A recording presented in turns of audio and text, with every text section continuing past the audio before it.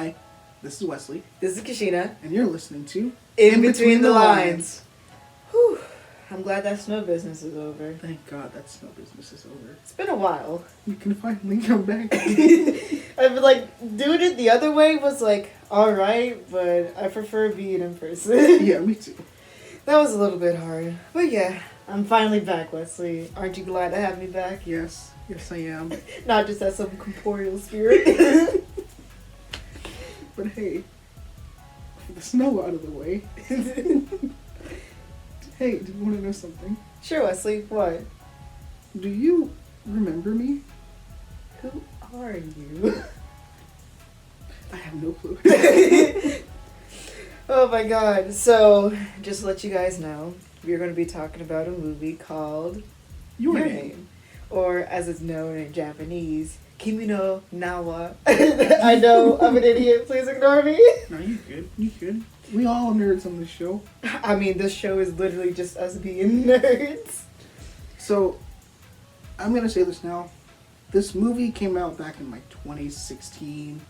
So, But if you guys look at it from the visuals alone, you wouldn't have been able to tell that because it's just amazing. We're gonna talk about the animation, the visuals, and everything here in a little bit. So you have been warned. Oh yeah, spoiler warning. We're literally talking nothing. We're just gonna be talking about this movie and everything that happens in it. So this movie is an hour and 46 minutes. Yeah, it's not a very, very long movie. So just to let you guys know, if you guys are wondering if you guys should watch this is a recommendation from both of us. Yeah. He's watched it like 3, probably 4 or 5 times already. Yeah. Even before us coming into the studio and doing this now, your boy had to watch it like twice over. And then me, I watched it for the first time a couple of days ago, and I just gotta say, oh my god, why didn't I watch this when it first came out? But yeah, so with that out of the way, yes, watch it. And now we're gonna go into the meat and potatoes of this movie. So, first off, the story. Mm-hmm. Oh, it's gonna be a doozy. Yeah, there's a lot of stuff that happens within this. You got time travel, supposedly. Mm-hmm. And then you got people switching bodies. It's mainly just our two main leads, but yeah. So.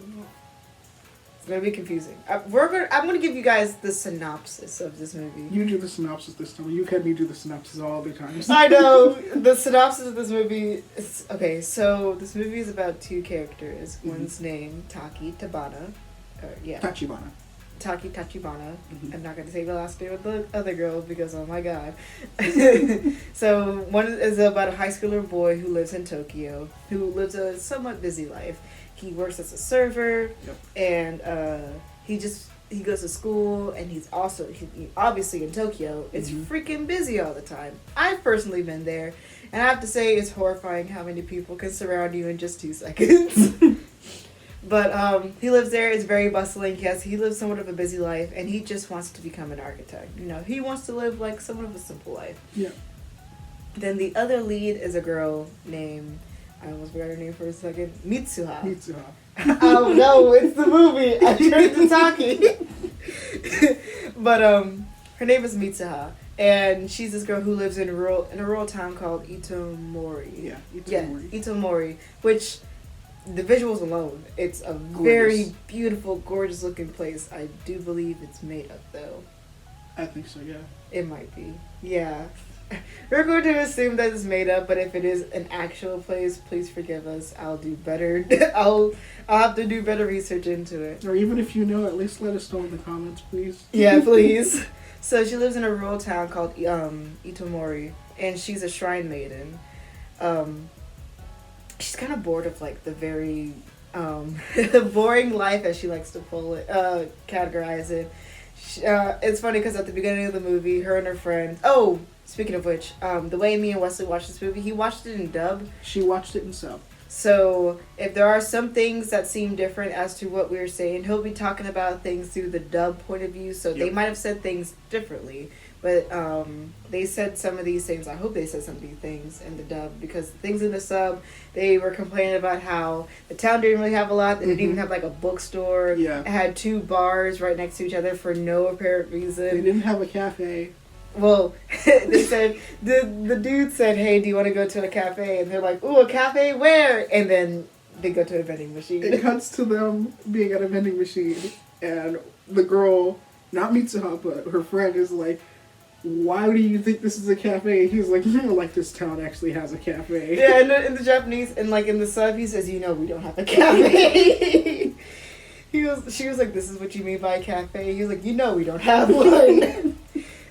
I love that part. But so she complains about how everything is just very rural. Her home life is somewhat difficult. She lives with her grandma because her mother's passed. And her father has now become a politician. And there's some... Has left the shrine. Yeah, he used to be a priest, but now he's just left all of that to become a politician. And there's some stuff behind him with that one. Strict politician. Yeah, it's... Oof. Yeah. The relationship between her and her father is a little bit stressed. But so, she's just tired of the very boring life. And the one thing that she specifically says is she wishes to be a hot Japanese boy. Yeah, in her next life. In her next life. Well, a hot boy living in Tokyo in her next life. That's specifically what she said. And then we start cutting to... So that was everything that, made sense. For the most part. Everything that happens afterwards gets so confusing. Especially even what happens at the beginning of the movie, because you're like, so what's happening? It's just, it's hard to explain. Literally, it's one of those movies where you're like, if you try to explain it, there's some circle logic that goes on, and you're just confused, all the time. Confused and trying to explain it. It's one of those you just have to sit down, watch, and relax, and just let things happen. Yeah. So here are the reason why I'm having a hard time explaining to you what's happening.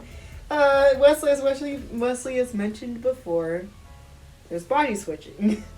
Swap. But the thing is that when literally, God help us. Literally, this whole episode is just going to be like, oh my God, how can we? It's a good movie. It's not a bad movie. Yeah, it's confusing. It's not okay. It's confusing, but it's beautiful.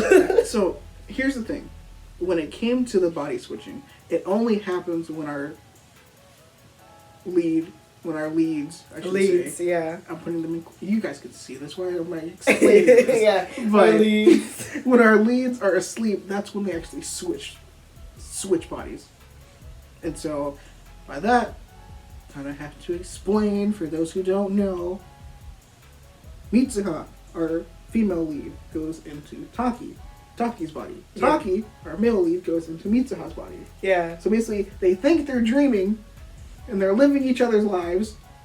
And the funny thing is that when they go back to their actual bodies, you hear everything from everyone else, and they're like, "Hey, you were acting kind of weird yesterday." Yeah, that's the hilarious part. So, what were you doing? Think about it like this. The best equivalent I can bring to this is think of Freaky Friday, but happening multiple times throughout a week.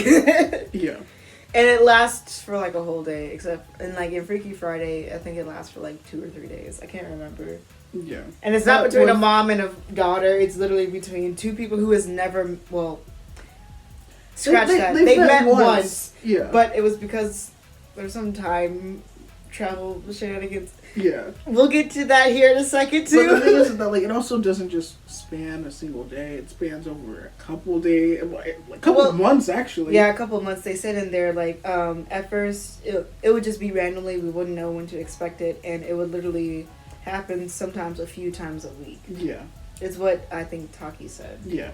Same thing in the I was about to say the sub. In the dub, yeah. And it got to a point where they actually started keeping a journal for each one, so every time they switched bodies, they would know give each other a report like, "Hey, this is what happened, while I was, you for that day." And then they got mad at each other a lot. They're writing on each other. They're like, "Stupid idiot!" Oh, I loved it because that was the best part of the movie. Because when it slowly started to become normal for them to switch bodies, and the reason behind they switch bodies, I'll explain here in a second.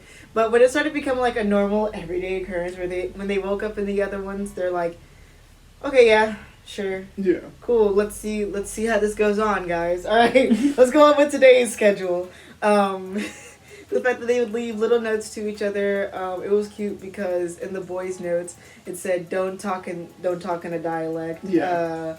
Don't do embroidery. And we're like, what?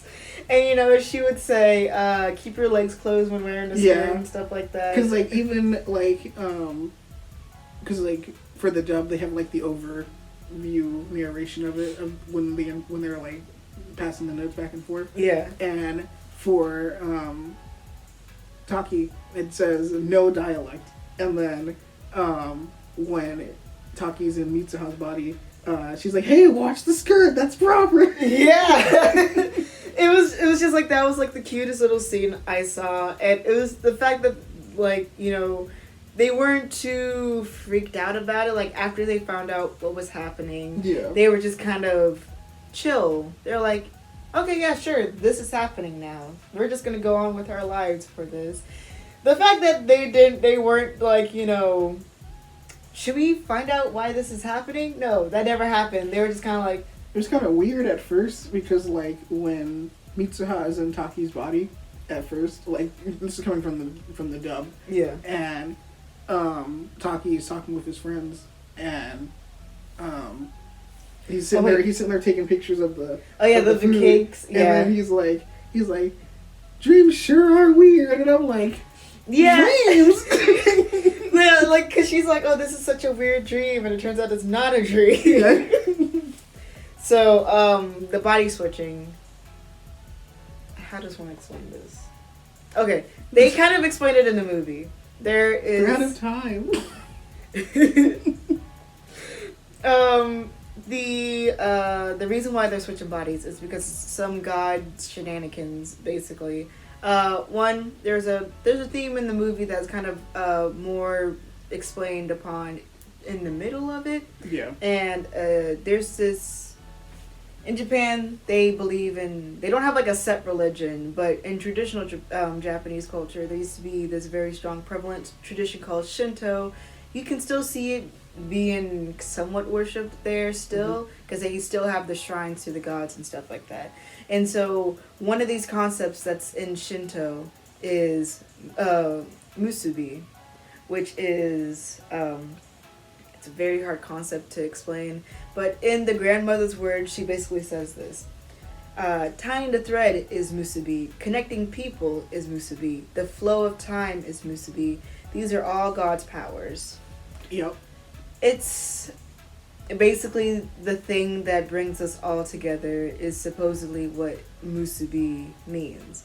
And after that explanation, you kind of understand that the reason why they're switching bodies so often is because of this musubi. The gods are not gods. Well, yeah, there's multiple gods. There's kind of like one singular god, and then there's like multiple smaller like splits gods. off. Yeah. But so I guess one thing we can also talk about, like, still adding on to the whole musubi thing, is because the one thing that I got from what the grandmother was saying was that basically like with the thread. Yeah. And, you know, thread breaks, and, you know, can unwind, you know, but it's always reconnected. Yeah. So I love that. Basically that part, is time. That is time. So time is musubi. Yeah. Musubi is a really, really interesting subject that I would love to get more deep into. And so that was one of the reasons why they were switching bodies. One of the other reasons why they switched bodies is because, so remember earlier when we said she's a shrine maiden? Well, apparently all of those who take care of that shrine, it is, the grandmother experienced it too when she would have dreams and not remember exactly what was happening. But she would switch bodies with another person. It's a thing that happens to those that take care of that specific shrine. And apparently she was like, cherish these memories because you won't have them forever. It's so sad. I'm just like, that's a little bit, I mean, it's good. Like, don't get me wrong. It's weird. It would be weird to, like, if you and me were to, like, sit here and swap places. But, I mean, like, once you gain that experience, I'm just saying, hypothetically, if we were to gain the experience from one another's lives through the other people that they actually knew, I guess it's good because then they know something about that other person's life that nobody else would know. Yeah. And then, I hope that made sense. This movie, you know what? That's the best way we can try to make it make sense. So, the other reason why we're having a hard time explaining to you logically what's all up with this movie is because of the time travel aspect. Yeah. So remember when we talked about Taki and Mitsuha? Mm-hmm. Mitsuha? Yeah, I pronounced her name so weirdly. So you would think they were like, this was happening and it's all happening at like, the correct time.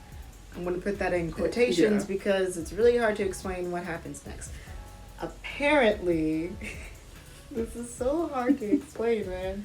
Mitsuha is like what 3 years in the Mitsuha past? is 3 years in the past because this is all happening. Okay, around Mitsuha's point of view, this is all happening before a comet flies by the Earth and a piece of it breaks off and comes as a meteor towards her town, essentially killing her on the day of a festival. Yeah. We find this out in the middle of the thing where things are happening. She sets up a date for Taki with a girl that she really, really likes and stuff like that. It was so sweet. I love it. And, oh boy.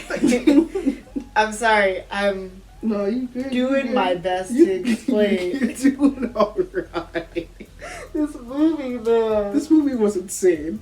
But, like, I get what you're saying. Because, like, I know you get what I'm saying. Yeah. I'm kind of get to understand. So, basically, Mitsuha basically arranges a date for Taki. And we're going to call her Senpai. Yeah, because we don't know her name. Yeah. Oh, no. Her name was Miss Okudera. Okudera? Yeah, Okudera. I'm still going to call her Senpai. We can call her Senpai for now. But she originally arranged the date for her and Senpai. Yeah. The switch happened, and then Mitsuha was just like, I wanted to go on the date though. Yeah. Which I can kind of understand that from her point of view because, she kind of formed that bond between them. Yeah. And it's just weird because then when the date happens, the Senpai, she's like, you're a totally different person. And I'm like, that kind of, that's a low blow. But the day that date happened, at the end of that specific message, oh yeah, because she was like, don't you blow it. Yeah, Mitsuha said, hopefully by the time the date ends, we can both see the comet. Mm-hmm. And Taki was like, comet, what is she talking about? That's really weird. But for Mitsuha's point of view, this happened 3 years back where the same comet went by and he saw it happen, mm-hmm. but it was 3 years ago for him. It was happening for her at that present moment. Yeah. Oof. Indeed. Even me looking at my notes, like I have notes right here, and even here I'm just kind of like, what is happening? Yeah. But so, that's why it's really hard, because there's a time loop that happens where she actually goes, Mitsuha goes to Tokyo for a little bit to meet up with Taki. But this was before... This is before Taki this ever is with, knew...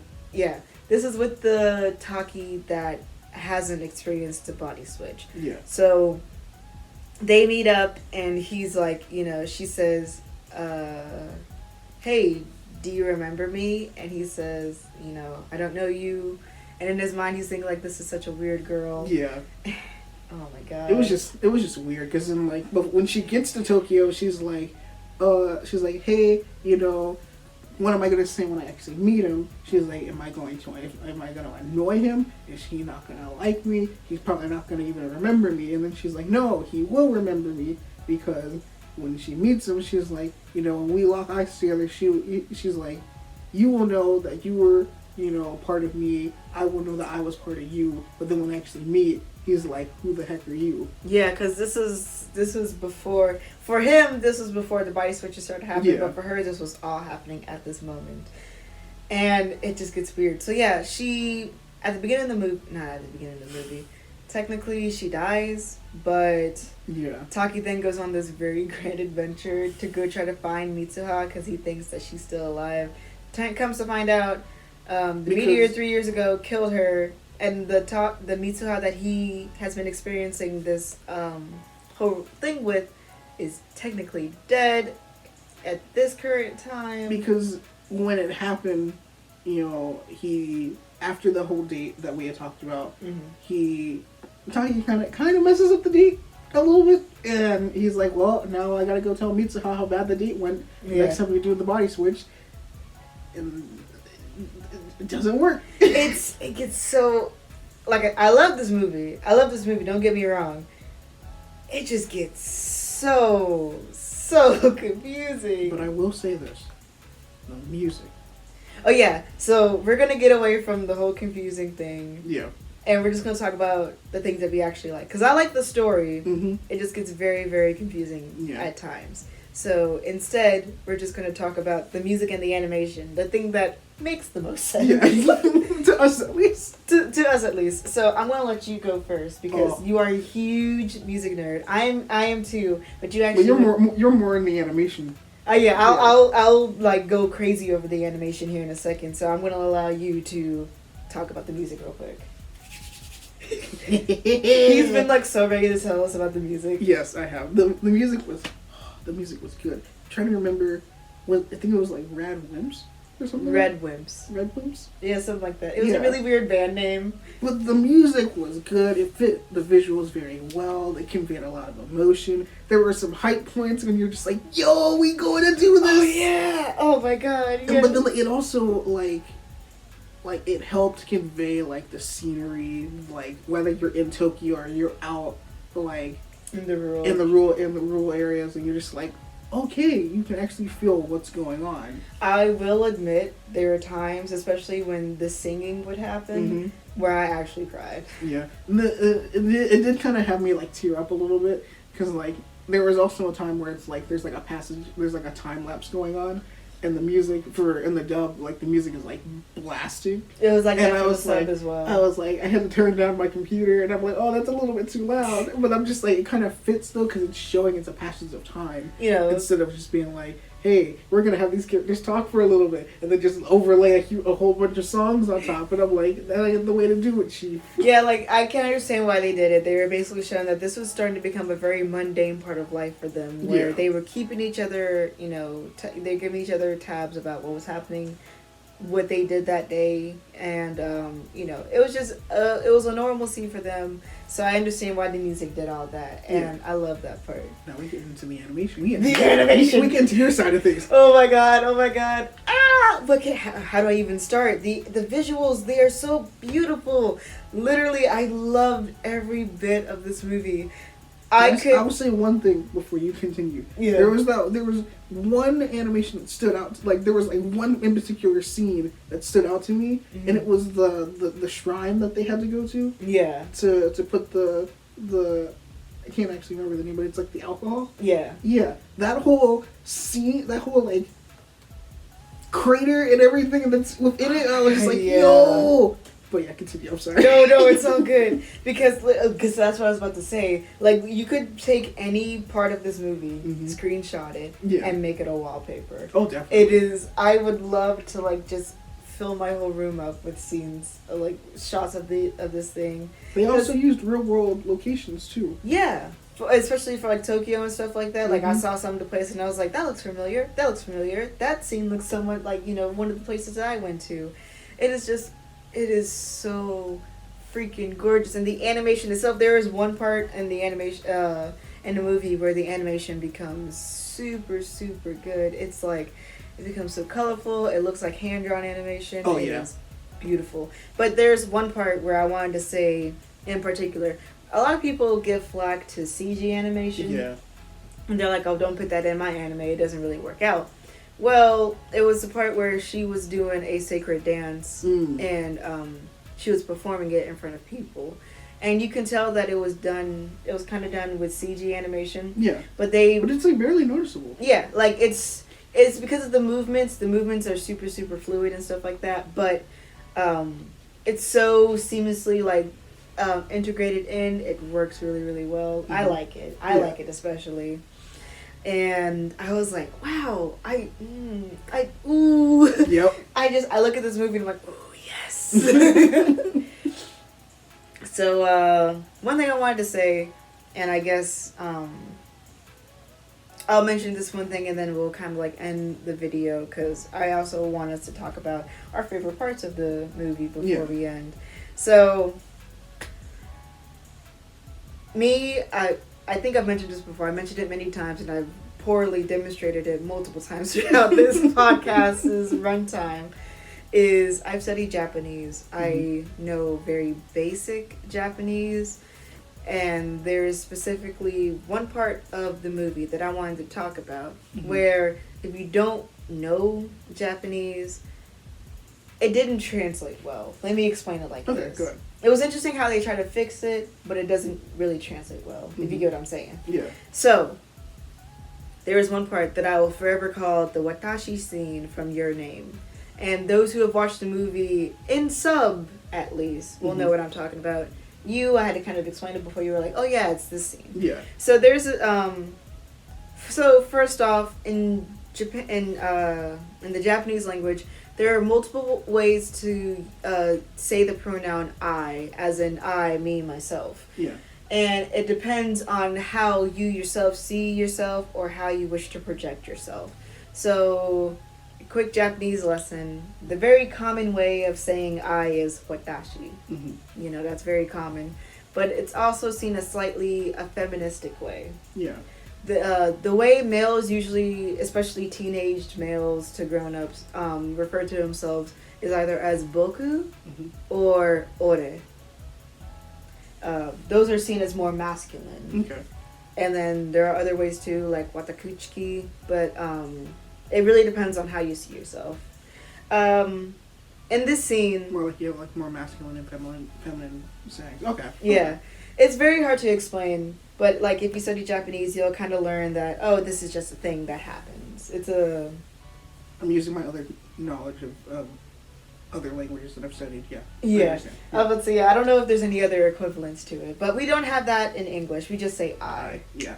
So there's a scene where it was Mitsuha's first transition over to Taki's body, and she meets his friends. And, you know, you can talk about this scene too, because I'll let you... So... Yeah. Okay, so when Mitsuha first is going into Taki's body and she meets his friends... They ask her... It's weird, because, like, for seeing it in the dub, you can clearly tell, because with Taki, his voice... Normal Taki, his voice is low. When it's Mitsuha talking, his voice is a little bit higher. So then you can tell, hey, this isn't him. But when he's talking with his friends, the first thing he says, they're like, hey, why were you late? And he's like, oh, I met this girl. And they're like, And then he's like, gal. Guy? Yeah, it's really weird because in the Japanese way, in the subtitles, it's totally misdirected. So, you know, they asked him, like, you know, why was you late?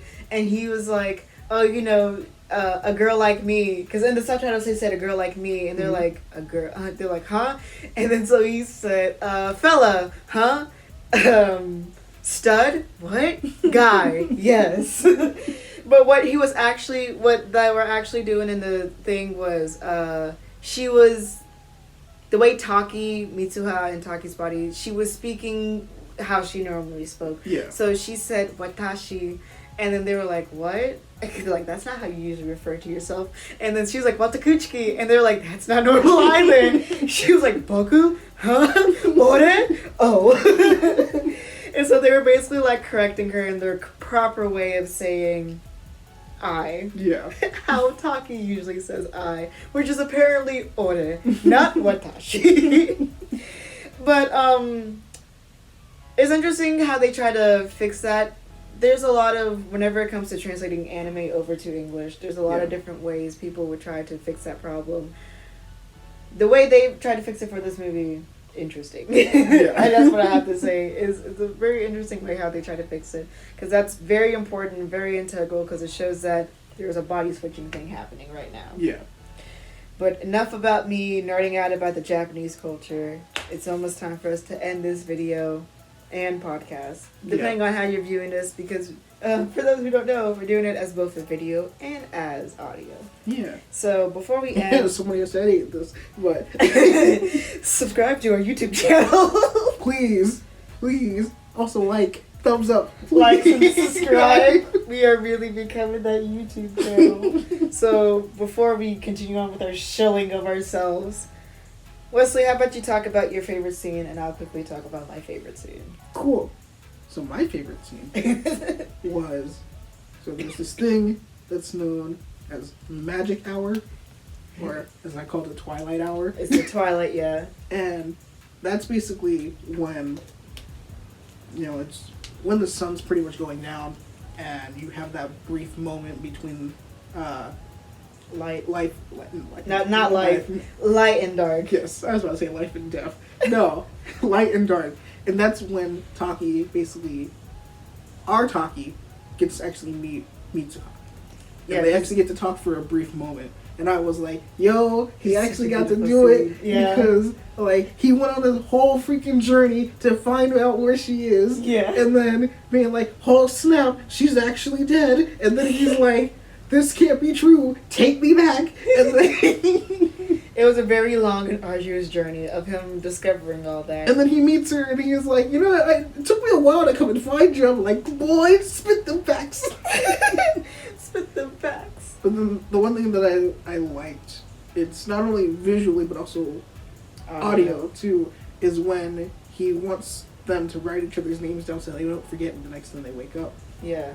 And he writes something down on Mitsuha's hand, gives the pen to her, she goes to write, and then the music's swelling and everything, and then it's just silent. The pen hits the ground, nothing. And Mitsuha gone. I would say Mitsuha is gone, and it is assumed that she died. And at first, Taki freaks out, and then he all of a sudden can't remember her. Yeah. He's like, why am I here? Who was I looking for? And I almost broke down during that scene. Yeah. And my favorite scene is actually shortly before that scene happens, where he goes into the shrine that early in the movie we see the grandmother Mitsuha and her sister all go to this very remote shrine that's above the mountains or whatever, and drop off some ritual sake that she made for the as offering for the gods. And so Taki, in the modern timeline, goes to this shrine, drinks Mitsuha's sake, and then just goes through this whole journey of seeing her life through his eyes. Yeah. And the animation in this scene, this is the part where it's all hand drawn and beautiful, and you're just thinking to yourself, how did the animators do this? That is my favorite scene. Yeah. For the visuals alone, but also for what he's experiencing. Oh, yeah. Because it was that was the part where the gong also started playing as well. It was, I freaking just loved every bit of that scene! Yeah. But we've gone a little bit over time now. Yeah. I apologize, y'all. It's just, this movie is hard to explain, but it's also a really, really good movie. We really recommend that you guys go and watch it. Yes, definitely. But, yeah. I think that should do it for us. Yeah. So, thank you all for tuning in, and we hope that you enjoyed listening to In Between the Lines. Bye, y'all. See you guys.